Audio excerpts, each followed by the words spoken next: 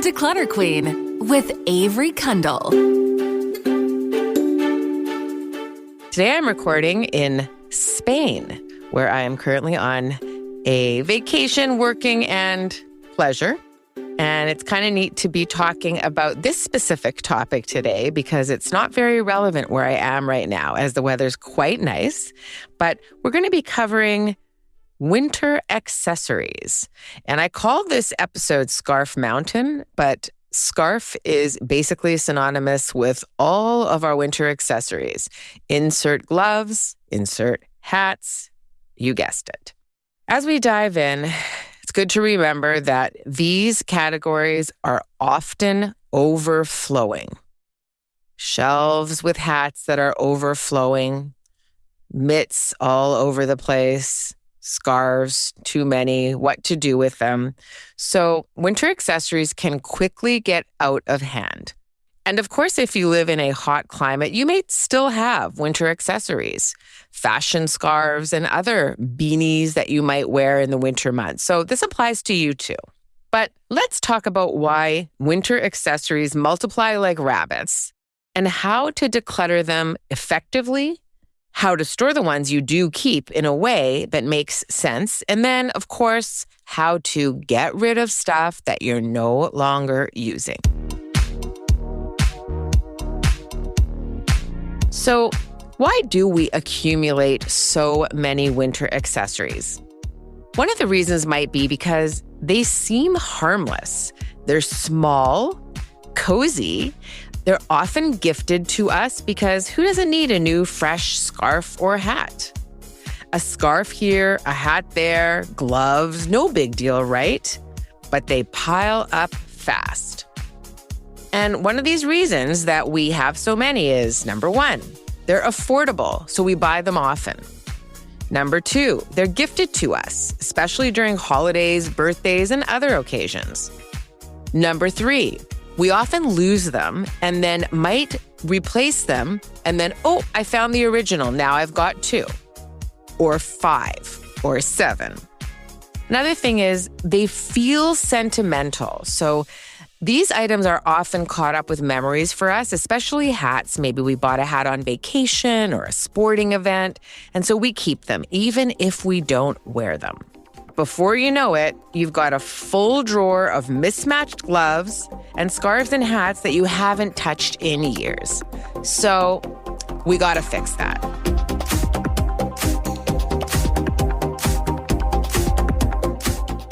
Step 1. Gather everything. Coat closets, entryway baskets, bedroom drawers, car back seats.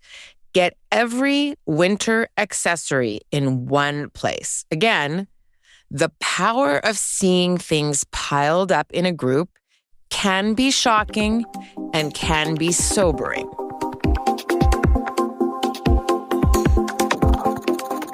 Step 2. Pair up and sort. So let's start with gloves and mitts. Match them into pairs. And I guarantee you're going to have a bunch of solos. Now, sometimes when I talk about this with friends and family, and I mention gathering gloves, they think, oh no, but I'm going to find the other one. You're probably not. So if you have missing gloves, put them aside for now. If you're not convinced that, oh, wait a sec, I think I saw it here, there, everywhere, you can put them aside. However, be prepared to face the realization that you're not going to find their mates. And those ones are just going to be, hopefully they weren't super expensive, but those are going to be the ones that you have to toss.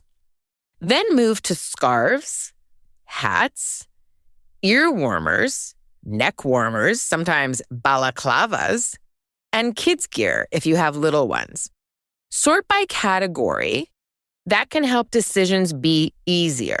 And so once you have all these piles, go through them and do a forensic and say, am I wearing this? Are there holes in them? Are they losing threads? You might be able to get rid of a lot just because they're no longer in good shape. And then you can ask the questions. We'll get to that. I recently decluttered these accessories in my own house, and A lot of my podcasts are based on my own real life experiences. So I have to tell you that when I did this declutter, I found not one, not two, but 8 sets of those, those little clips, mitt clips, I think they're called, where we clip our kids' mitts onto their jackets or snowsuits in the hope that they're not going to lose their mitts today. Well, the kids I have in question are 20, 24, and 26. Why do I still have these clips is a problem. So I need to go through my stuff more, and also somebody else is going to benefit for those. Those went into my donation bag, and I hope somebody else is using them. Although I still found my kids lost their mitts, but at least it's a temporary measure. Step 3. The keep or let go questions. So circling back to what I kind of drifted off earlier, now we ask the questions. So we have the piles of hats and mitts and scarves. Now we ask these questions. Of course, we've already gotten rid of stuff that has holes or threadbare or not in good shape. Now the questions. Do I actually wear this? And I guarantee you have some stuff that you're not wearing. Another question to ask is, does it fit and feel good? Try on those hats. Sometimes when we actually put the hat on and we feel like howdy doody, we shouldn't keep that hat anymore. And you might start to ask the questions, maybe somebody else I know would like it, or maybe I can donate it. The good condition one we kind of covered. If it's not in good condition, should be in the donate pile or even garbage, depending on how bad condition it is. And the other thing to ask is the duplicates. And this one can kind of be a little sticky for us. So do you have 5 heavy-duty scarves for really cold weather? Do you need 5? I bet you're only wearing 1 or 2 of those 5. And if we're truthful and ask these questions, we can easily start to declutter and get rid of some of these scarves. Keep only what you use and love. 1 warm pair of gloves that fits well is worth more than 5 pairs that don't. Be ruthless. Do you have some itchy scarves that just drive you crazy, but you're just scared to get rid of them? Get rid of those itchy scarves. Stretched out hats or anything you keep just in case, but you never reach for them. And those solo gloves that we found earlier, if the mate hasn't turned up by now, it's probably not coming back. Luckily, usually mitts don't break the bank. And I advise you never to buy a pair that does, because you'll feel sad when you leave one in the coffee shop or somewhere else.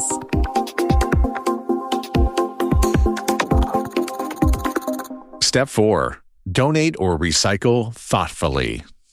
So this is a big step and important and very, very, I'll use the word cathartic. It's not even extreme. Donate your clean, gently worn winter gear to shelters or organizations that provide for people in cold climates. Recycle worn out items at fabric drop-off points if that's something that's available to you. And keep a small stash of extras, only if you host guests or live in a very snowy area. But I would set a limit on that. We always think we're having guests every day, 10 guests dropping in randomly. That's rare to happen. So maybe 1, maybe 2 extra little pair of mitts.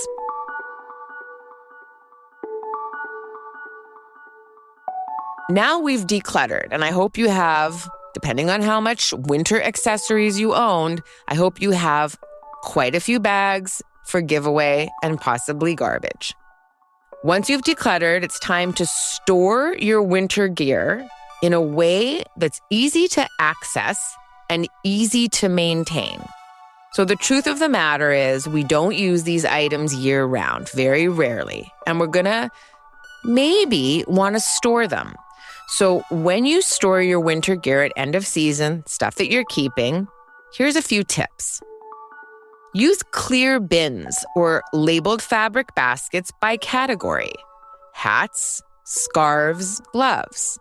Then when you need to grab them next season, they're ready to go. Use over-the-door shoe organizers for grab-and-go access. And just depending on your space, this is just another idea of how you can store these accessories. Another idea is to dedicate a small bin near your front door for currently in use items. And again, this can depend. If you have a really great mudroom and shelves, you can put the stuff there, but have stuff that you're using in a specific area so that you can get it easily and use it. The out-of-season gear can be in bins that are safely stored away, clutter-free. So again, sometimes we think, depending on your space, you may be able to keep your stuff in one area year-round, but sometimes just space restrictions, especially if you live in a one-bedroom apartment, you're not going to be able to keep everything out. So have a plan. You can have these clear bins, fill them with winter gear, put them away. And when you want to bring them out again next year, maybe you fill them with straw beach bags that you're not going to be using. Seasonal shifts. And here's something to remember. You're not being wasteful by letting go. You're being thoughtful. Every unused item in your drawer is something that someone else might need. And I don't know if this will help you in your journey, but it really does help me because items are just items. The material, useful to somebody else. We don't need as much as we think we do. And that could be maybe the cornerstone of decluttering. Keep what you need and wear. There'll be a feeling of relaxation that comes over you by just actually having what you need and not a tremendous amount more. Remember, decluttering is a form of generosity, not guilt. Winter accessories don't need to weigh you or your space down. So as usual, I love to give you a little mini challenge. We've talked about a lot of different things, and this might be a project that you're not willing to do in one chunk. So why don't you try a mini challenge? Pick 10 winter accessories to let go of this week. Now, I'm not suggesting you get divorced over this, so check with your spouse before you throw away his favorite Buffalo Bills hat. But 10 items. Just 10. Old hats, solo gloves, scarves you haven't worn in 3 years, anything that no longer serves you. Then set up a system that makes it easy to grab and go when winter rolls in. You'll be amazed at how much smoother your mornings feel when you're not digging through Scarf Mountain just to find one glove. As usual, if this episode helped you, share it with a friend. Maybe even swap accessories. Again, a great way to get new stuff without adding to your collection. And now, tea with the Declutter Queen. It is my honor to introduce my next guest, none other than my mother, Michelle Silverberg. Thank you for coming on the show, Mom. Oh, my pleasure, dear. I get to see you and we get to have a little chat. I know we spoke earlier about, a question that you might have about decluttering. Well, I have a lot of photo albums I've collected over the years with my kids, my grandkids, our trips. Some are in albums, some aren't. And I just would like to know how to store them so they take less space and the albums are on shelves, on bookshelves. And since you're the declutter queen, a lot of them are your photos, my dear. But let's see what we can do to get a better system going. Okay, and it's interesting because this is a problem for many people. I'm finding that I get a lot of questions about photos. So the technique I'm going to give you is one that can work with different things as well, but we'll come back to that. Okay. the first thing I'm going to suggest is that you make a little investment. And the investment is that you're going to, and these can be available in many places. I've seen them in dollar stores. Amazon for sure has them. Photo boxes. And I'll send you a link later.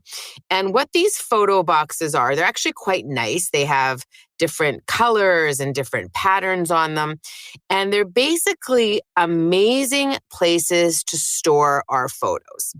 Now, you mentioned that you have photos in albums and other various places. And I think that those storage facilities, they've had their run. Photo boxes give us the flexibility to just put the photos in the boxes, not organize them, not open up that little cellophane and put them in. And they sometimes get stuck. And it's not a great way to house photos, actually.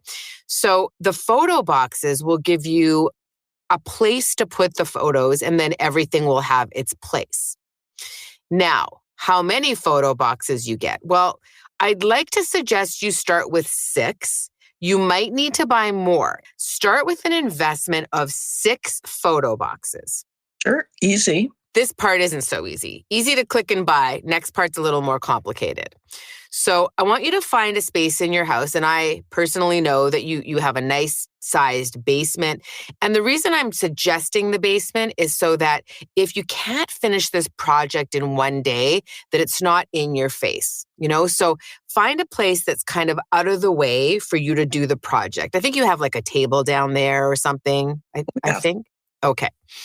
And then what you're going to have to do is go on a scavenger hunt. So you're going to have to get all, and when I say all, I mean all of your photos are going to land in that space.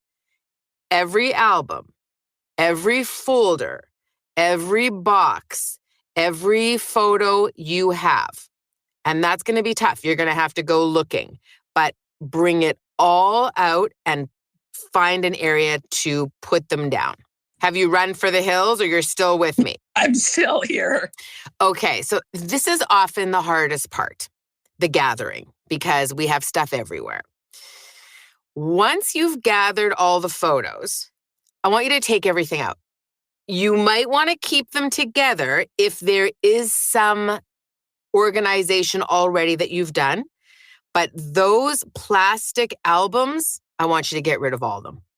They're finished. Okay. You're going to end up with a pile of photos. Then you're going to get a garbage bag and possibly 2. And here's the work. You're going to have, at the end of this project, you're going to have a keep pile and a garbage pile. And believe me, a lot of that's going to be garbage. Right. Duplicates. People you don't know in the photos anymore. Photos that are not even worth keeping. And you'll know, and you're going to go through all of them, and you're going to have a keep pile, and you're going to have a throw out pile. Okay? Now, as you're going through this work, you're going to have multiple stages of sorting, but you might want to start, as you're keeping, start making little piles. Like, think of it almost like a card game. So, this picture, this was from a vacation when my own children were young, maybe in the 80s, okay? I'm just picking a random time.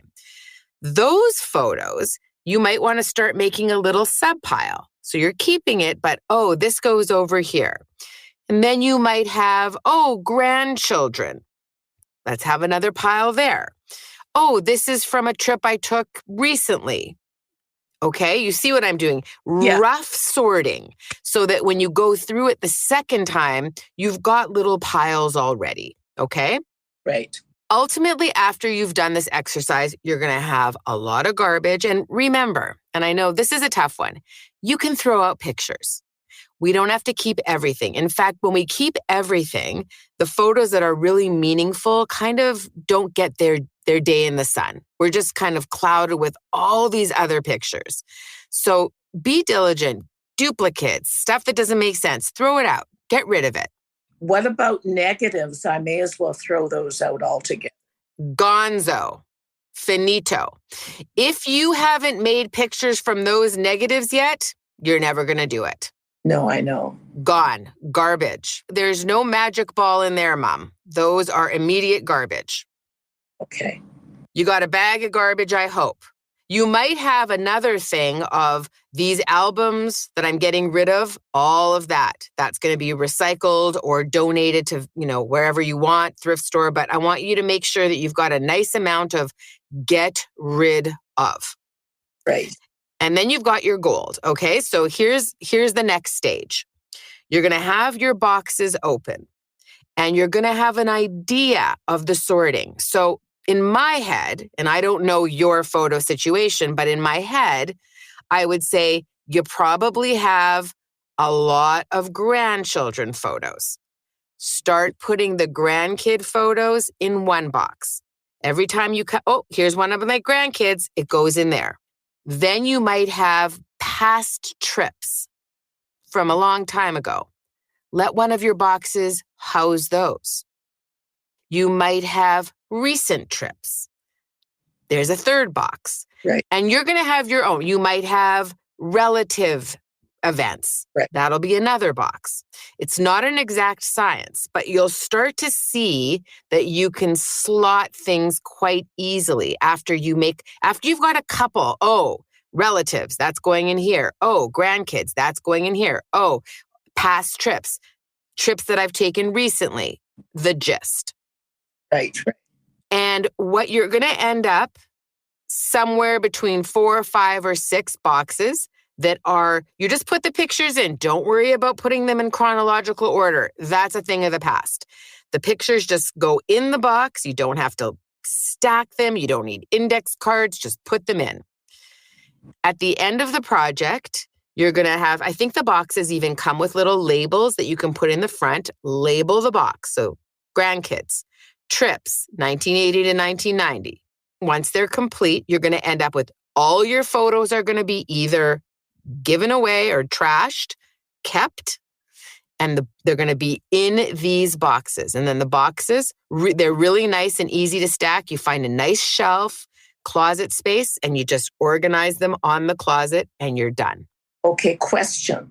Yes, question away. The photos that I'm throwing out, is that recyclable paper or does it go in the trash? That is an excellent question. And I think it might be one for Mr. Google. Okay. The albums, for sure, you can probably give away to a thrift store. Some of them might be garbage or recycling as well. They don't have they have a shelf life. Right. Well, you know what? This sounds like a great project. A lot of work, but maybe once we're into the winter days and we're stuck in the house, I will be starting that. Yeah, and you know what? It actually goes quicker than you think. Once you get on the roll, the hardest part, I feel, is the gather. Finding all of the photos in your house, those little envelopes that we tend to have. Oh, look at this. This is from whenever. That's going to be the tough part. Right. The easy part is putting them in the boxes because you're already going to have the boxes. You're going to have a system.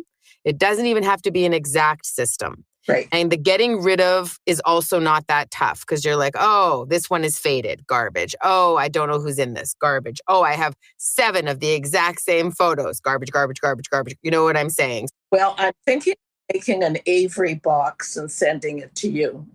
You should make an Avery and Renata box and keep it. Okay. I don't necessarily, and that is part of it. You can give the pictures away, but once you have them in a place, then it's for me, oh, am I going to keep it? Unless it's overflowing, I'm probably not going to want them either. And that's the interesting thing. We save things for other people and then they don't want them. So you can try and consolidate and, and keep them or not. It's up to you.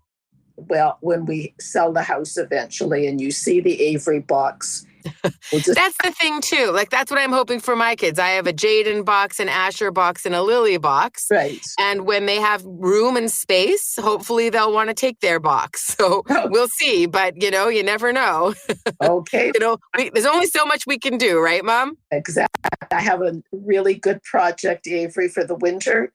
And I know you mentioned, just as a quick sidebar, I know we were talking about cassette tapes. Donate all of them. Do not keep cassette tapes. You probably don't even have a cassette player. Get rid of. Okay. Yeah. Okay. I thank you. And looking forward to seeing you in person. Okay, Mom. Have a wonderful night. Okay. Bye-bye. Thanks for listening to The Declutter Queen with Avery Kundle. For more decluttering tips and tricks, go to thedeclutterqueen.ca. Produced and distributed by the Sound Off Media Company.